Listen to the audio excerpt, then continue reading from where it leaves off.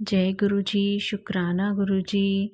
ओम नमः शिवाय, शिव जी सदा सहाय। ओम नमः शिवाय, गुरु जी सदा सहाय।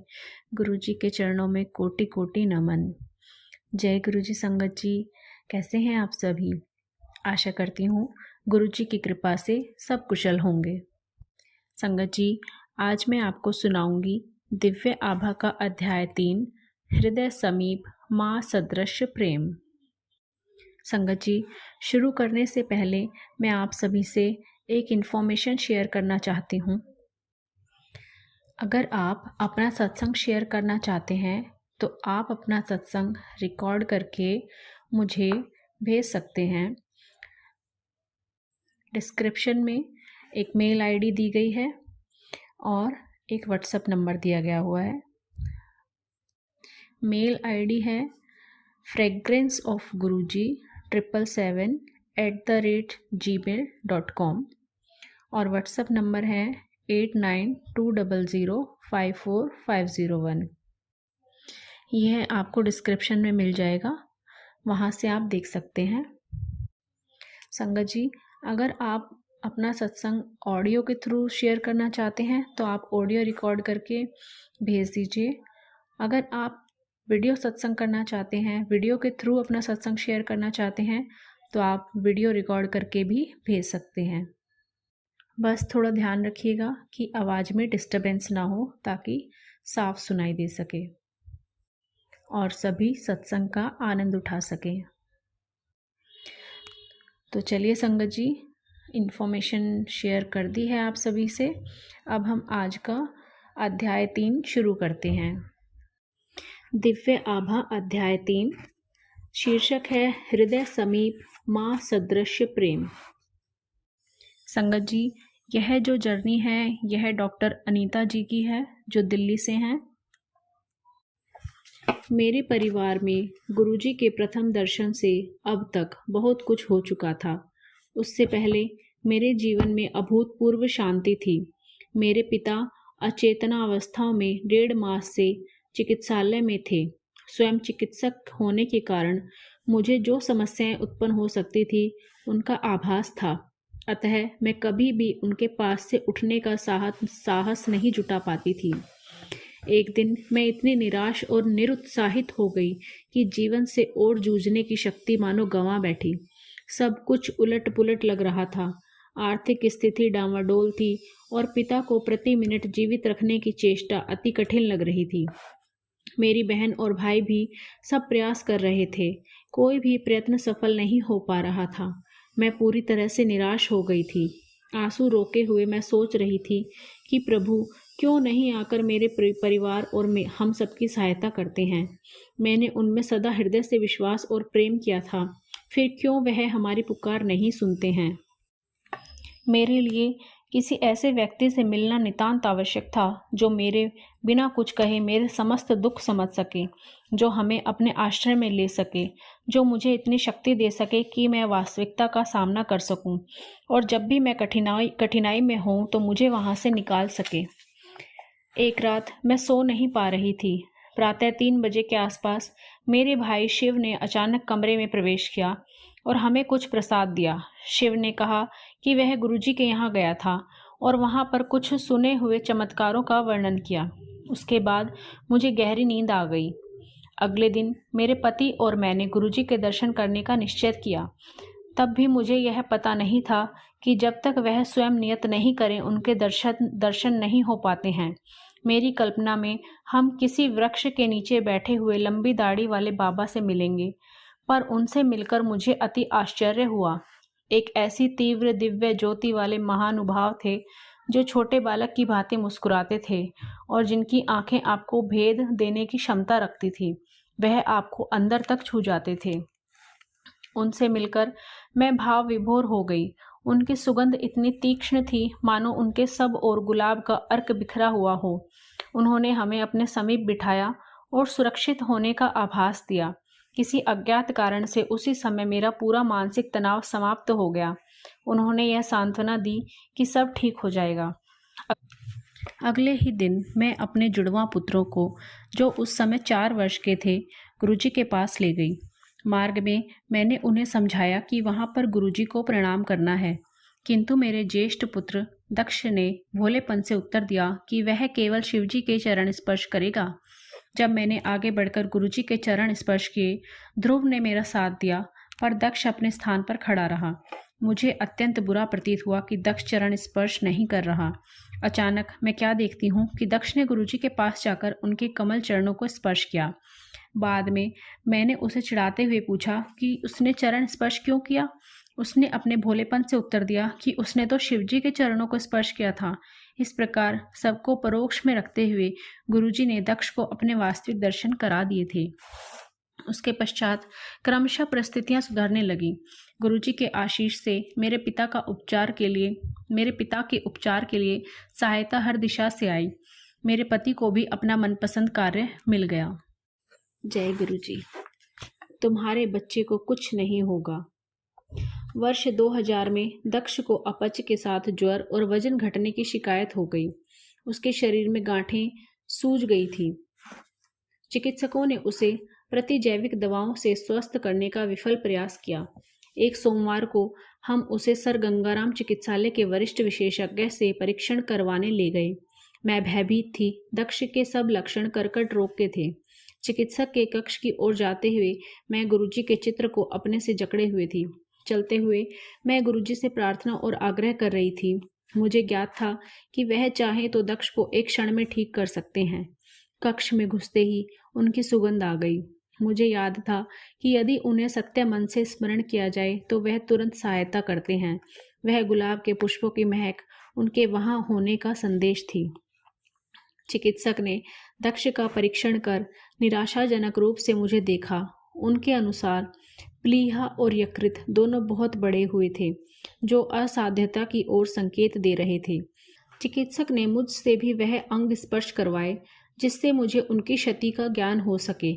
उन्होंने तत्काल पराध्वनिक चित्रण की सलाह दी जिससे रोग के विस्तार का अनुमान लग सके। मेरी आंखों में आंसू भर गए। मैं उत्सुकता से गुरुजी से इस कठिनाई से निकालने के लिए प्रार्थना कर रही थी। मैंने उनके इतने चमत्कारों के बारे में सुना था और विश्वास था कि वह मेरे बेटे को पुनः स्वस्थ कर सकते हैं। प्रयोगशाला तक 40 मिनट की यात्रा में हमारे साथ रही गुरुजी की सुगंध यह संकेत करती रही कि सब ठीक हो जाएगा। वहाँ पर जब परीक्षण चल रहा था, मेरे बेटे और मुझे, हम दोनों को गुरुजी की सुगंध आती रही। अंततः गुरुजी की कृपा से परीक्षण में कुछ नहीं निकला। यकृत और प्लीहा दोनों सामान्य थे। लक्षण बदल चुके थे। गुरुजी ने हमारी प्रार्थना स्वीकार कर मेरे पुत्र को नवजीवन प्रदान किया था। शाम को जब हम गुरुजी के पास पहुँचे तो प्रवेश करते हुए मैं उनको उस दिन के घटनाक्रम के बारे में बताने का विचार कर रही थी। उसी समय गुरुजी ने नटखट मुस्कुराहट से स्वयं ही पूछ लिया कि क्या रोग निकला। मैं भाव विह्वल हो गई। उनको पहले से ही उस दिन की सब घटनाओं का ज्ञान था और फिर भी उन्होंने हमारी उत्सुकता को शांत करने का अवसर दिया था। मैंने उनको बताया कि चिकित्सक को कर्कट रोग होने का अंदेशा था। मेरी आंखों से पानी निकलने वाला था जब उन्होंने कहा कि मैं चिंता ना करूं, मेरे पुत्र को कुछ नहीं होगा। मैंने उनसे प्रश्न किया कि क्या शेष परीक्षण कराने आवश्यक हैं। उन्होंने उत्तर दिया कि चूंकि मैं स्वयं चिकित्सक हूं, मेरी चिंता परीक्षण करवाए बिना शांत नहीं होगी। यदि चाहूं तो शेष परीक्षण करवा सकती हूं। मेरे तार्किक मन के किसी कोने में छिपी हुई जिज्ञासा को शांत करने के लिए मैंने सब परीक्षण करवाए। सब सामान्य आए। अंत में गांठ की बायोप्सी हुई जो अब जुड़नी आरंभ हो गई थी। जो गांठ निकाली गई थी उसमें बदलाव दृष्टिगोचर था। मैं दुविधा में थी। यह कैसे संभव था? गुरुजी ने तो कहा था कि सब कुछ ठीक हो जाएगा, फिर ऐसा क्यों हो रहा है? इस प्रकार के विचार मेरे मन में आ रहे थे।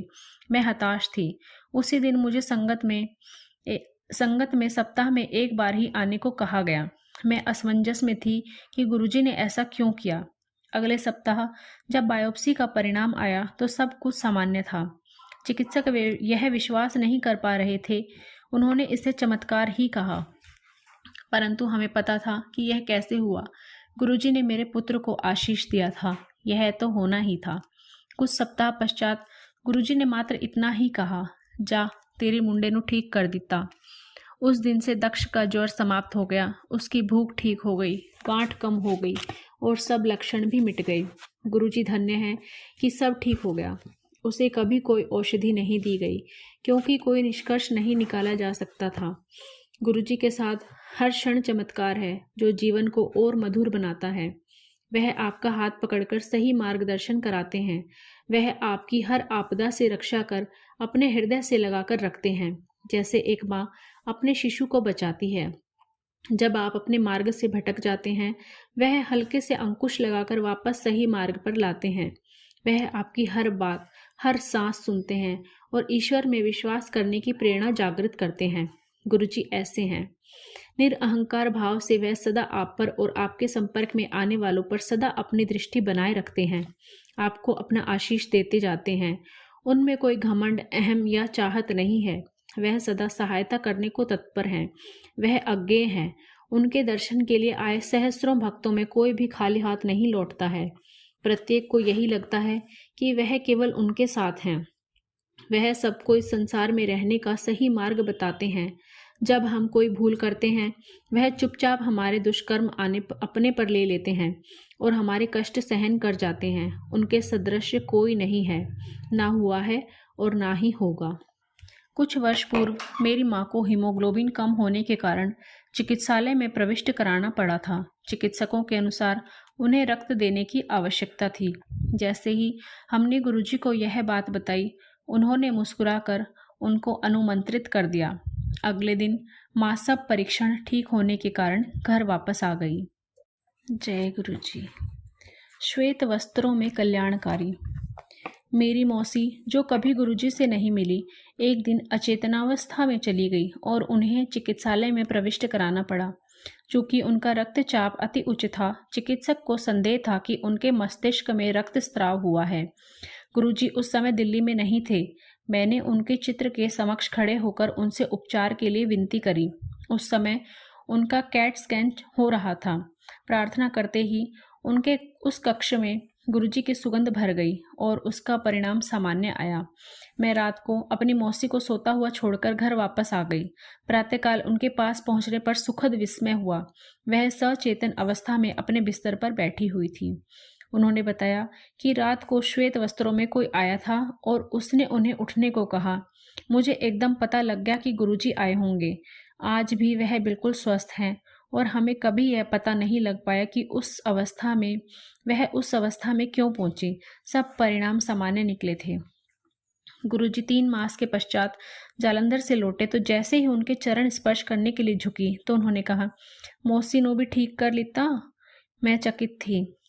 वह यहाँ पर नहीं थे और किसी को मौसी की बीमारी के बारे में पता नहीं था, पर वह तो सर्वज्ञाता हैं।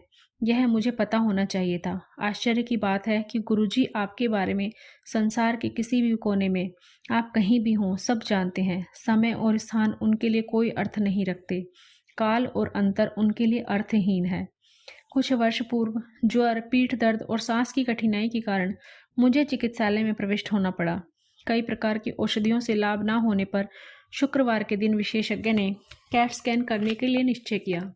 विकिरण विशेषज्ञ ने स्कैन देखकर कहा कि वह असामान्य था और भीतर जो भी पदार्थ है उसका विस्तार फेफड़ों तक हो गया है।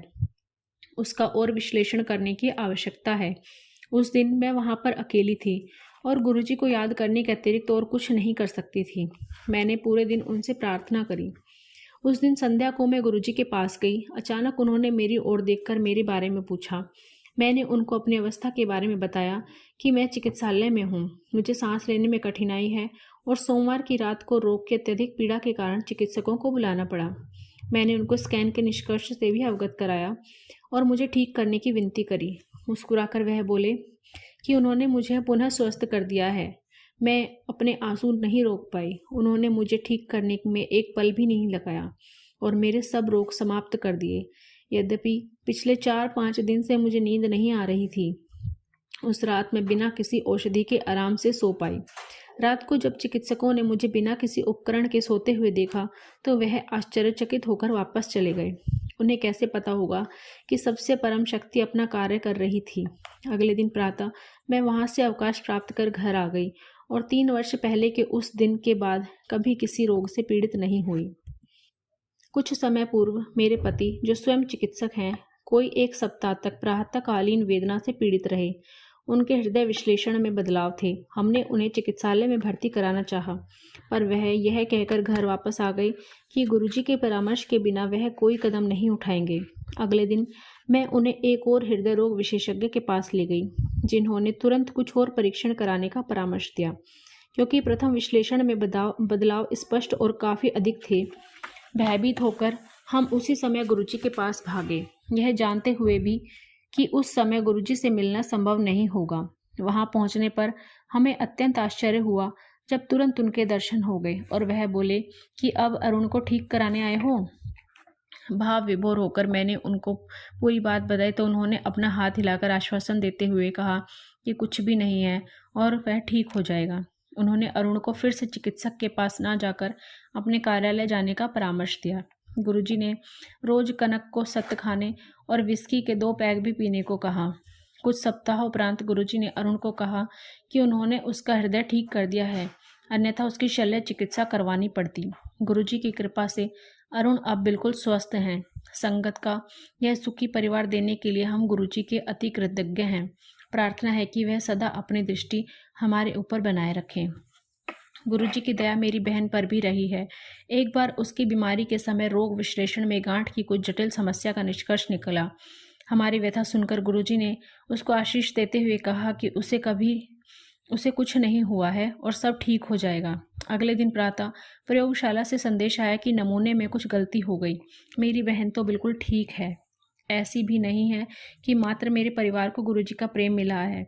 मेरे पड़ोस में रहने वाले श्री सेठी को गंभीर रूप से अग्नाशय कोप हो गया था और उनके ठीक होने के आसार बहुत कम थे। गुरुजी ने उनको भी आशीर्वाद दिया और कुछ ही दिनों में वह गंभीर रोग से मुक्ति पाकर वापस घर आ गए और अब अपने कार्य पर भी जा रहे हैं। एक बार मान सिंह नाम के एक व्यक्ति अपने भाई का चित्र लेकर गुरुजी के पास आया और यद्यपि किसी ने गुरुजी को उसके बारे में बताया नहीं था, गुरुजी उसे पहचान गए। उसका भाई गंभीर रूप से मस्तिष्क ज्वर से पीड़ित था। वह श्वास यंत्रों पर था और उसका डायलिसिस भी होता रहा था। गुरुजी ने उसको भी अपना आशीर्वाद दिया और उसके भाई को देखने चिकित्सालय भी गए। चिकित्सकों ने उसके पुनः स्वस्थ होने की आशा छोड़ दी थी, पर अगले 2 सप्ताह में वह वहां से अवकाश प्राप्त कर घर वापस आ गया। उसके परिवार के सदस्य उसे पुनर्जीवित करने के लिए अब भी गुरुजी को अविराम धन्यवाद देते रहे हैं। जय गुरुजी। तुम्हारे साथ सदा से। मेरे जुड़वां बच्चे सदा इस बात पर झगड़ते रहते हैं कि कौन बड़ा है। एक दिन गुरुजी ने बड़े की ओर उंगली दिखाई और बोले कि वह 6 मिनट के अंतर से बड़ा है। मैं ये सुनकर आश्चर्यचकित थी, क्योंकि जन्म के समय कुछ जटिलता के कारण चिकित्सक छोटे वाले का समय नहीं देख पाए थे। मैं सोच रही थी कि उनको इसका ज्ञान कैसे था। तभी उन्होंने मेरी ओर मुड़कर कहा कि उन्होंने ही इसके लिए मुझे आशीर्वाद दिया था और इसी कारण उन्हें यह पता है। यह बात तब की है जब मैं उनसे मिली भी नहीं थी, मैं उन्हें जानती भी नहीं थी। उनका अपने जीवन में कभी आभास भी नहीं हुआ था। प्रत्यक्ष रूप से वह मुझे कालांतर से जानते थे और अपनी दृष्टि हम पर बनाए हुए थे। अचंभे की बात नहीं है कि गुरु के पास हर दिन चमत्कार होता है। सदा से अपना प्रेम न्योछावर करते रहने के लिए हम गुरुजी के अति आभारी हैं। जय गुरुजी। शुक्राना गुरुजी। अनंतम अनंतम अनंतम शुक्राना मेरे मालिक। जय गुरुजी। तो संगत जी, कैसा लगा आज का अध्याय कमेंट कर ज़रूर बताइएगा। मुझे तो बहुत आनंद आया। पढ़ते पढ़ते मुझे तो ऐसे गूज़बम्स आ रहे थे जैसे यह सत्संग मेरे साथ ही हुआ हो। आपको भी अच्छा लगा हो तो अन्य संगतों के साथ भी इसे ज़रूर शेयर करिएगा और हमारे साथ जुड़े रहिएगा। जय गुरुजी। शुक्राना गुरुजी।